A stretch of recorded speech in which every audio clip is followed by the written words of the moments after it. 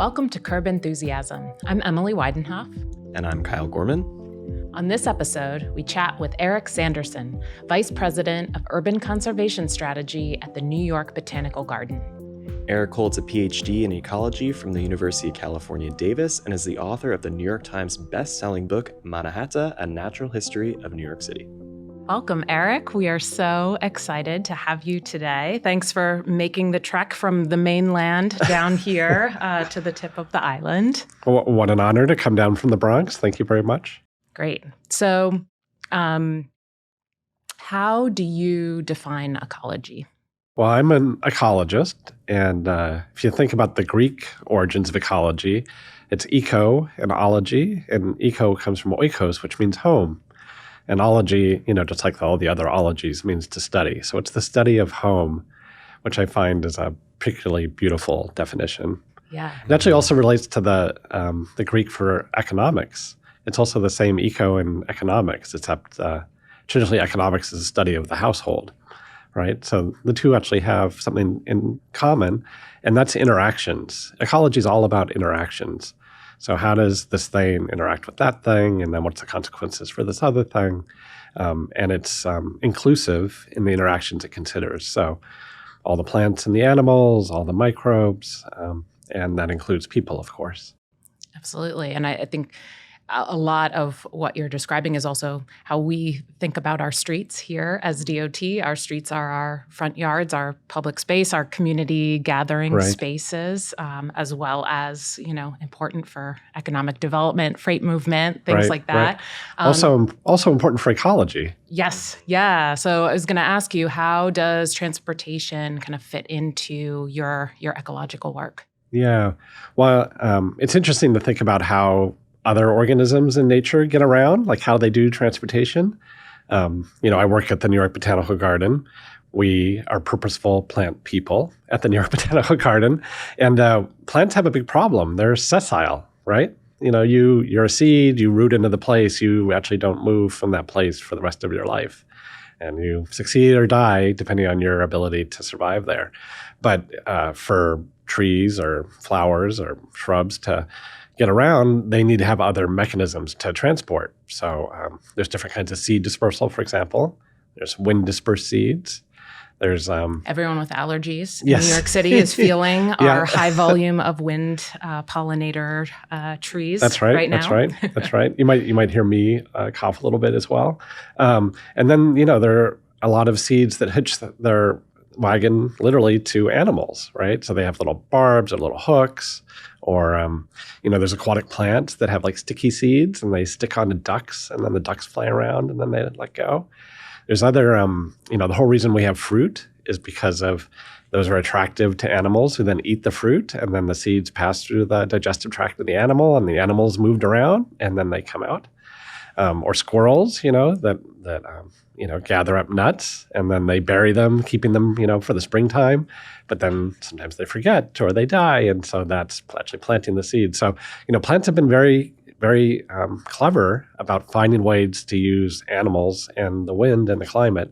Also, there's floatable seeds too in the water to move themselves around. Yeah. And I have read that actually the first streets and roads were not actually human-made, but they were made by animals that were going to salt sources. That's right. Yeah. So, animals, they do move around, and they're moving around to try and find resources, and also not to be seen, not to be found by other things, right?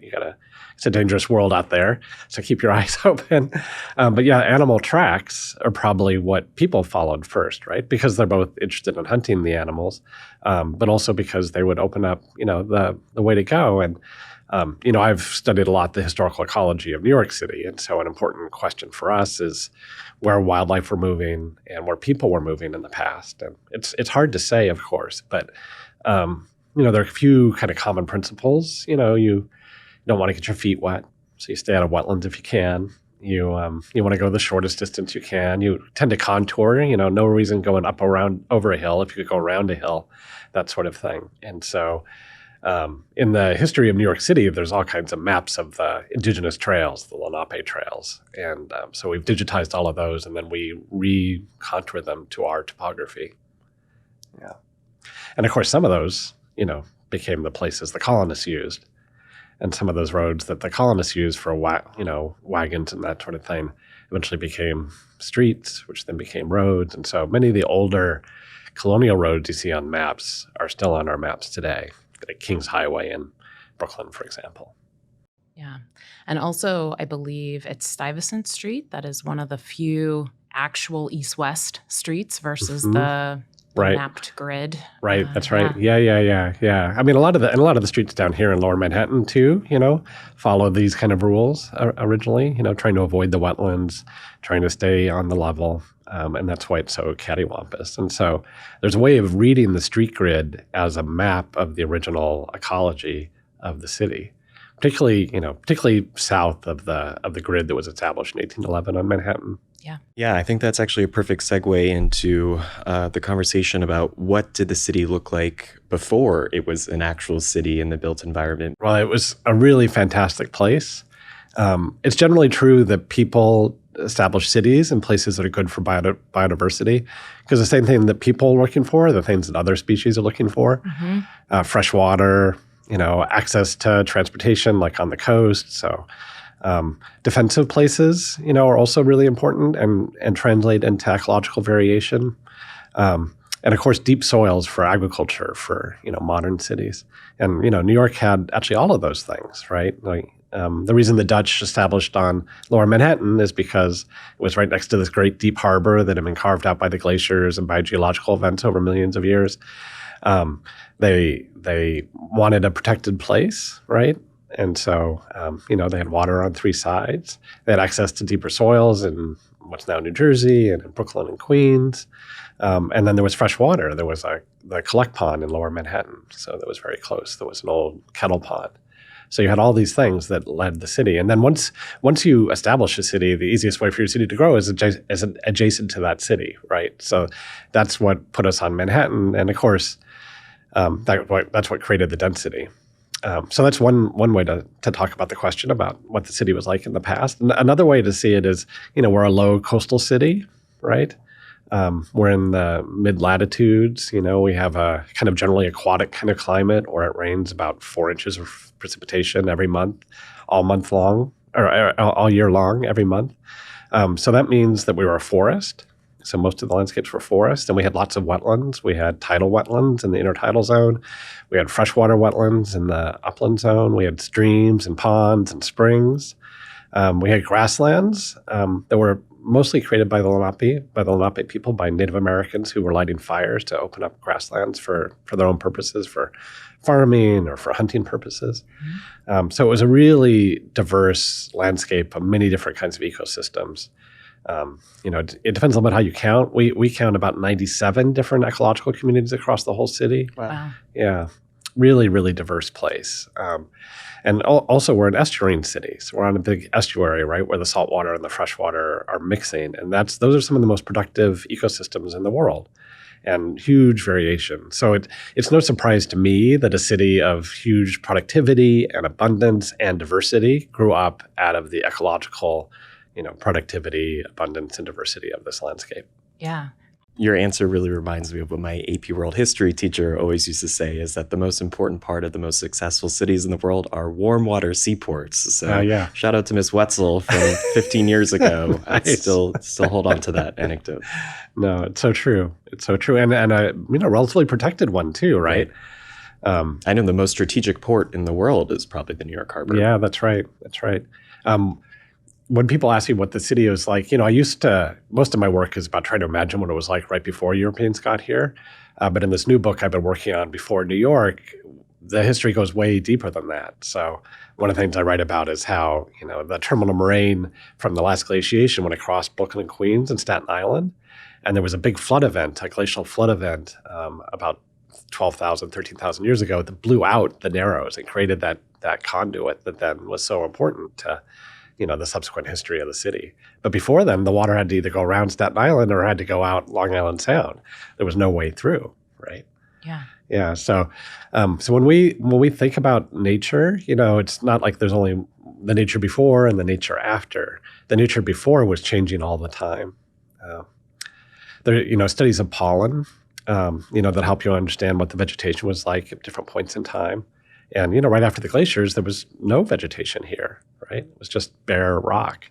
And then there was a process of primary succession, and then several different kinds of forest eventually, including until eventually we got to the sort of oak hickory forest that was here in 1609.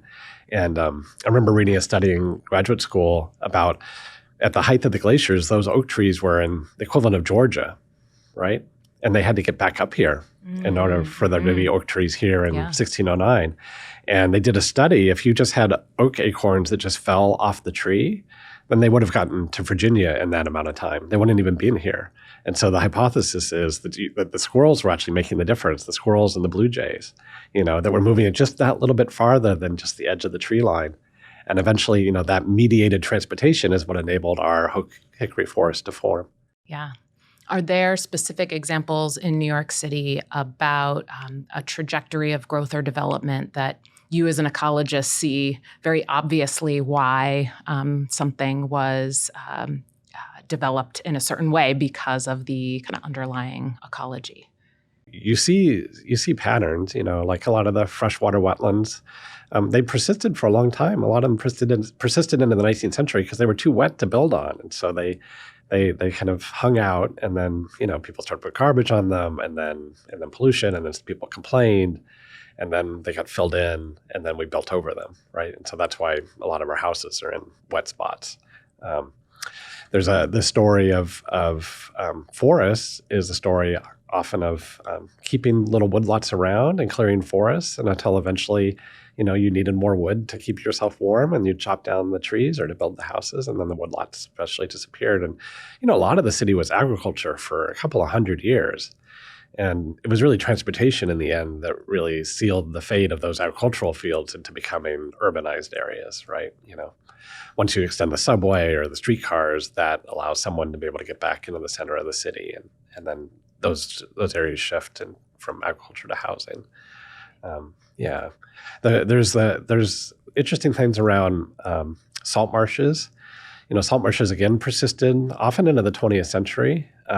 And that was in part because they were economically valuable for the colonists for a long time. They used to harvest the salt marsh hay for fodder for horses and cows and that sort of thing. And then, they didn't really have a mechanism to bury them, to fill them in until we developed, fossil fuels and industrial, bulldozers and this sort of thing. And so, if you look at where our airports are, they're on top of salt marshes or in the bay. And why is that? Why did they not put them someplace higher? It's because there were people living in all the higher places, right? In the 1920s and 1930s, 1940s, when about the time we decided we wanted to have commercial aviation, the only big flat places left were in the salt marshes. And so that's why JFK is built on top of a big salt marsh. That's why LaGuardia Airport's in Bowery Bay, basically. Newark Airport, same thing. The Newark Meadows were a big salt marsh. And actually, if you sort of, in your mind, think about all the airports in coastal cities, they're almost all on top of wetlands. And now they're all subject to sea level rise and storm surge and resiliency issues. Yeah. I would say the converse of that is the development that DOT has done for many, many years along Broadway, where, it had been a very heavy vehicular trafficked corridor, and we've been able to really transform it for pedestrians and cyclists and kind of return it to its original footpath origins. And that is a case where we're getting a lot of value out of recognizing and returning it to its original use. Right. Well, this is one of the wonderful things about nature is nature is not constant, right? All those things, the forest, the wetlands, the streams, they're all constantly evolving depending on the pressures that are on them. And they adapt. And so, in the same way, we can adapt our city. There's so many analogies between the way nature works and the way cities work. There's also legacy effects, right? So, one generation does something and the next generation decides that's not what they want. And so they try and change it. But now they're kind of limited in what they can do, or it's harder to do what they're going to do. Same thing, there's these strong legacies that work in nature that, try and keep things on the same path until often you have a disturbance event that pushes it and then kind of gives it an opportunity for the system to reset itself. Change is the only constant in New York. That's right. Yeah, and the only constant in nature too, right? Yeah. So we've talked a lot about the past, which, as you sort of alluded to, really informs the present. Is there anything that essentially was ignored that could have been better factored into some of the planning, whether intentionally or unintentionally, in the development of New York City? Yeah, well, I think there's so many things that we can look in retrospect and say were maybe probably not the right way to develop our city. Of course, I think the primary example of that is probably cars and the decisions that were made in the early 20th century to sort of preclude other ways of getting around. We invested a lot in the subways, of course, so that was a good move. And it's interesting to think about why that happened when it did, and the thinking that was around the idea of a 5-borough city and that it needed these 5-borough institutions to hold us together. But the sort of replacement of a lot of that public infrastructure, streetcars, I think particularly surface streetcars, with the automobile, I think was one of the things that really have limited us going forward, mostly because, cars are just so inefficient as a way of getting around. It's like too much space. So too much space, too few people, and in a city where space is at such a premium, it seems like that's a kind of a shame. That was probably not the right decision at the time. But I think these are the kinds of things that we're working on changing now, right? Yeah, definitely. And something, we here at DOT work on all the time is that there's just a huge city that's been built up over reliance on automobiles. And so as we think about how we transition and create a smoother runway to more sustainable and active modes of transportation, we also have to actively acknowledge that we still get a tremendously high volume of our packages via freight and large trucks. So there's a lot of shaping the systems beyond what we see on the street. Yeah. I wrote a book after Mannahatta that's about the linkages between oil, cars, and suburbs, and it's trying to sort of take an ecological look at something that's traditionally seen as sort of a economic set of decisions. We live in a country in the United States that at one time was the Saudi Arabia of oil. Before there was Saudi Arabia with its oil, we had most of the oil, right? And because of fracking, we're sort of back in that mode again. And that having such abundant, cheap energy, there were times in Oklahoma and Texas where water was more expensive than oil, because there was just such an abundance of it, led us to make all these decisions around, fossil fuel driven transportation and industry and so forth, that we're still laboring under. And then that led us to a certain kind of land use. And then if you sort of think about it, those have backward positive reinforcements, right? Once you buy a house that's 30 miles away from where you live, well, then, you have to have a car. And then if you have a car, you have to have oil. And that, so much explains so much of the politics of my entire life, right? And you could see, as the oil supply started to go down, how that created disruptions, like the oil shocks of the 70s and how those related to recessions and so forth and so on. Yeah. I think another piece of the puzzle that we think a lot about, and you mentioned Earth Day, is the transformative impact of short-term events to just really get people out of the day-to-day and reimagine what their streets could be. Commissioner Rodriguez here established, formerly as council member, Car-Free Earth Day, and that's something, thanks to Kyle and the whole public realm team, have really scaled up over the years with so many amazing people at DOT. And there we just see an opportunity to, in a light touch but very high impact way, get people to see different possibilities and different future for their streets and their city. Totally. You have to experience it, right?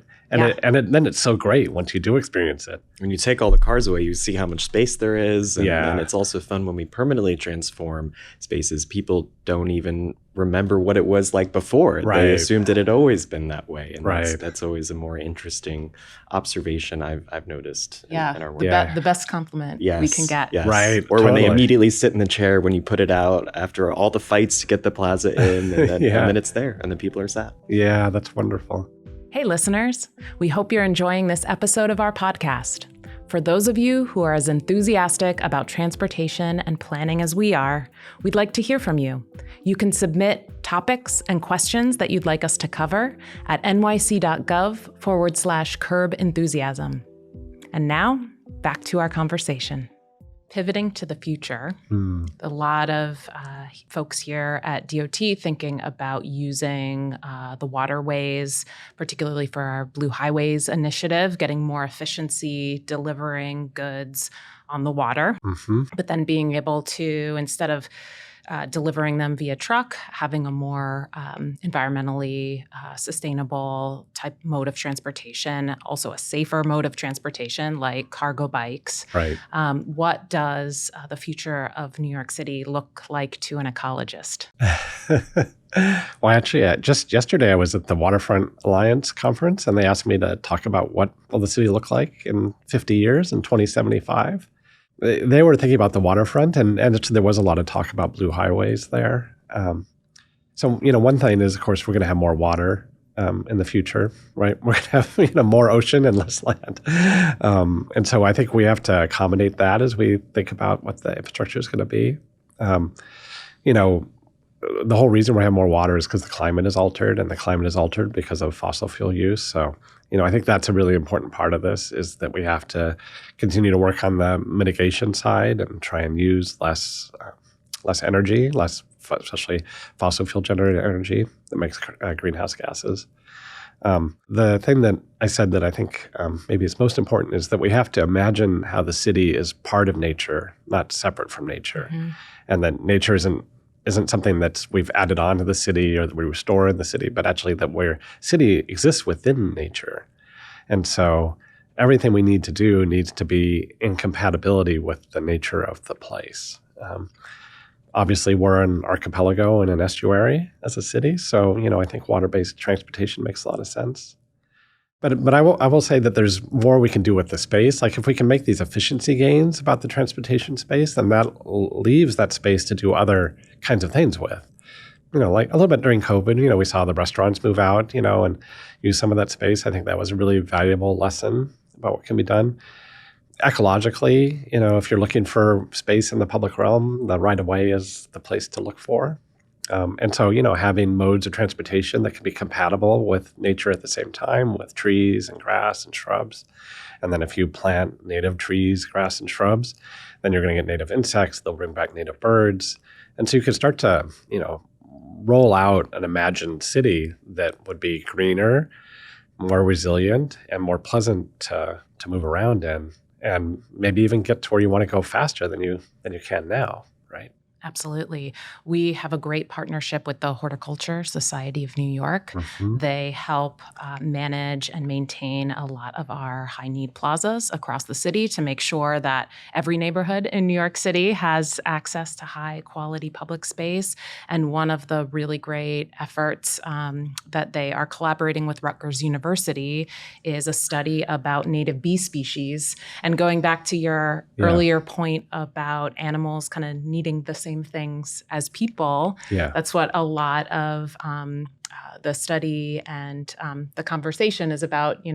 Bee moms need a good, safe, stable home. Right. They need hotels. Yes. Call them. Yeah, sure. They need access to food. Right. And they need a safe place to raise their kids. So not so different from New Yorkers. Right. No, that's right. Habitat, right? Exactly. All comes back to ecology. Yes. Yeah. No, I've often thought that the success to urban planning would be to make a city that works like a forest, but has a lot of people in it, right? If you were to sort of set the bar, that would be success in my book, right? That you have, great jobs, and you have housing, and you have schools, and you have all the things we love about the city, but that it processes carbon, and it manages water, and it provides habitat for these other critters the same way a forest would, the way the forest did that was here 400 years ago. And frankly, the forest that will be here again someday in the future, right? If you just leave any empty lot in New York City, what does it go back to? It goes back to wanting to be a forest. It's funny you say that. We were just talking about that this morning at our staff meeting, and how a lot of unoccupied or vacant lots basically become green spaces and naturally completely unplanned. Right. Nature doesn't know about vacancies at all. No, it does not. Yes, it does not. They don't check the city tax map before they pollinate. Funny that. Yeah. And same way, I've been working a lot with DEP, the Department of Environmental Protection, on cloudburst projects around flooding because, one of the effects of climate change is we're getting these much more intense rain events. And, rain, when it falls on a asphalt or sidewalk street, it's like falling on a rock, right? And the water runs right off. And so it creates flood conditions. And so, the more that we can make our transportation work and at the same time make our city more pervious, the better off we'll be in terms of flooding and flood mitigation in the future. Exactly. And if we look at DOT as having a little over a quarter of all the city's land area as streets. Right. It's a lot of asphalt, a lot of concrete, and a place where we can make a lot of gains in terms of greening and absorption and a safer, more enjoyable ecosystem for all creatures. Right. In New York City. And I think this is something that we can all sort of share, right? Like it strikes me, not being a person in government, that that's a place where, the Parks Department and DOT and the DEP and the city planning folks can all sort of come around to a common agreement about how to manage that space in a way that works for everyone. One of the things I see as an urban ecologist is that, nature wants to work at the landscape scale. Like water wants to work in watersheds, species want to work in home ranges. These things have nothing to do with the way property lines are drawn or jurisdictions are drawn.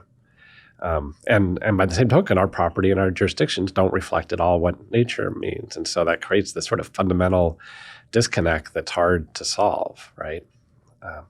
Yes. And so, just as challenging as trying to explain to a community that, the community board line ends there, or the precinct line ends there, or the borough line ends there. Yeah, we have quite a few plazas that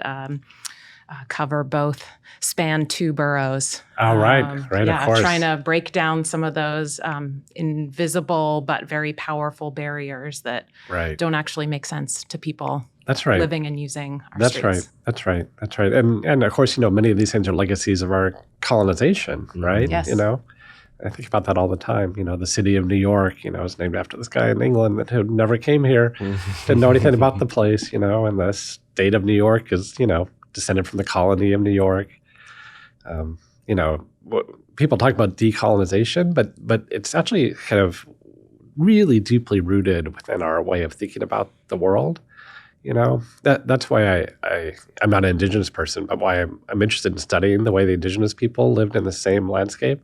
Because you could talk about them like, living here in Lower Manhattan for thousands of years, and in a way that actually supported and arguably increased the biodiversity of the place. Yes. In the same places we're walking around and using today. And so, without being heavy-handed, just the contrast between those two things. And the kind of humility that they had about their environment and their relationship to the environment, I think those are very good lessons for us here in the 21st century. Definitely. Our colonial history is everywhere around us. Even the street names, the Wall Street, all the named roads in Brooklyn and beyond. So it is so starkly in your face, whereas the multi-thousand-year history isn't maybe as apparent. Right. Sometimes and often overlooked. One of the things I've been doing in the book is, trying to work on the naming history of streams and wetlands and things. And, for some places we have indigenous names, and then we have a Dutch name, and then we'll have an English or American name. Mm-hmm. And one day I have this really nice guy who's a Lenape place name expert. He speaks Munsee.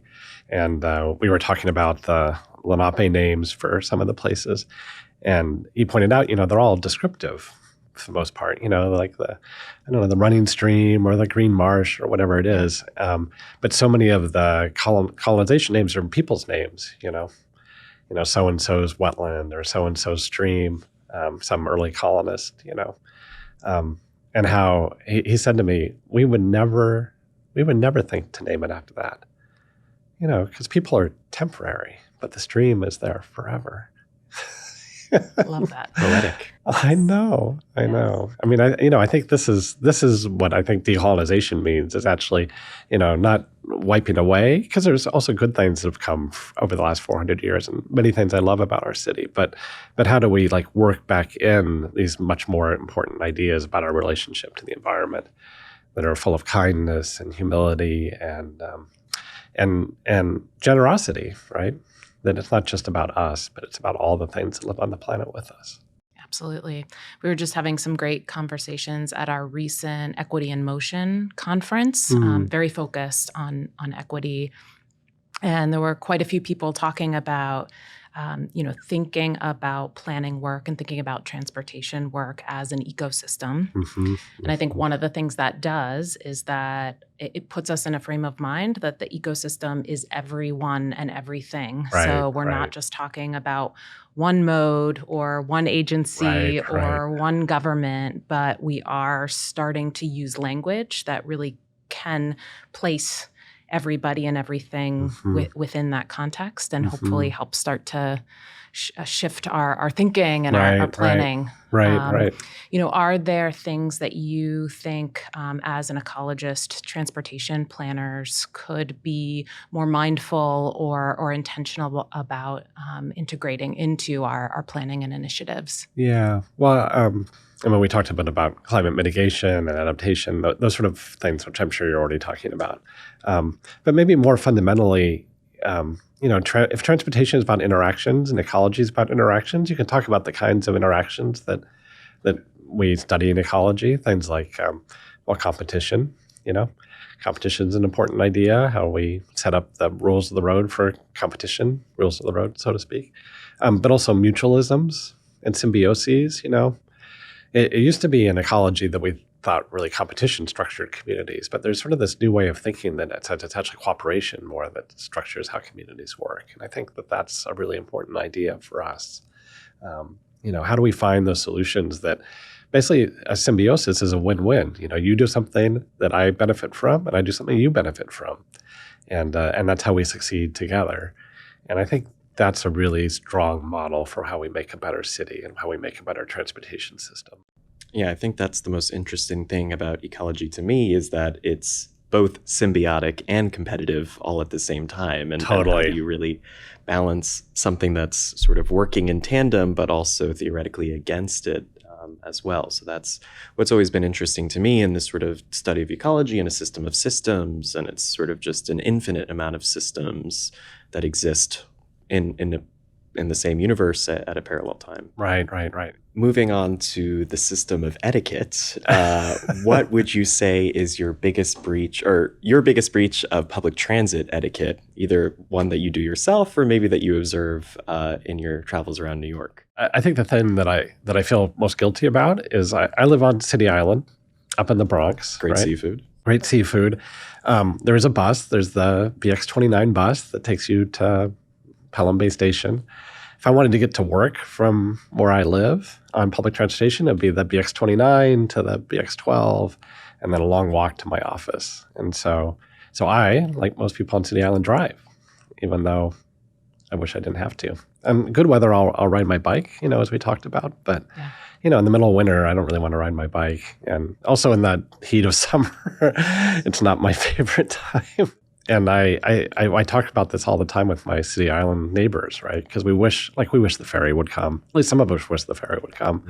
Actually, those people on City Island don't want the ferry to come. The reason why is they're worried about parking, because they think they'll attract other people to come and then park on City Island. And then because everybody has to have a car who lives on City Island, and they won't be able to park their car. It's just the same thing. And the City Island doesn't really have enough density that it can hold. We have a small grocery store, but we don't have a big grocery store. All these sort of things, right? Like because of the sort of environmental conditions are such, it leads people to make the decisions they do. And then of course there's all the other incentives why people want to have cars. And so that's the thing. That's the thing I wish I had a better solution for. I would be very happy to ride a streetcar or ride a bus if it didn't require like 3 changes, But that's just my little circumstance. But this is, I think, your problem too, right? Is you're trying to create the general system that has to serve all these very specific individual, circumstances. And how do we do that, right? Yeah. How do you create a system for everyone? Yeah, that's right. It's very hard. It's very, very difficult, yeah. Right. Eric, what are you most enthusiastic about the future of transportation? Well, I have to say I've been completely amazed by the transformation I've seen in New York City over the course of my time here in the last 25 years. The new bike lanes, the number of people that are actually using those bike lanes. And I'm particularly pleased when I'm down here in the city to see how much that's taken hold and how many people are going. I think congestion pricing was an amazing thing, and I know it was very hard fought, and it's still being argued about and discussed. But it seems to me like it's been a big success. I just think, I just wish we could be even more about it. The